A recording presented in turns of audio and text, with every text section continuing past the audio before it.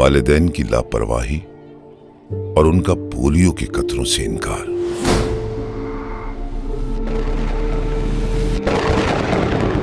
बच्चे को गहरी खाई में धकेलने के बराबर है। अब्दुल्ला, नहीं! अब्दुल्ला! क्या कोई अपनी गलती और लापरवाही की सजा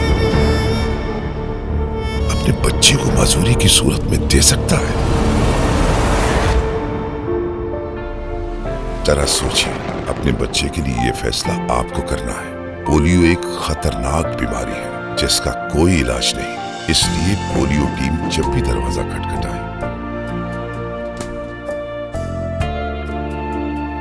अपने 5 साल तक के बच्चों को पोलियो के साथ साथ विटामिन ए के कतरे भी जरूर पिलवाएं। फैसला आज करना है, अगर कल बच्चे को चलना है।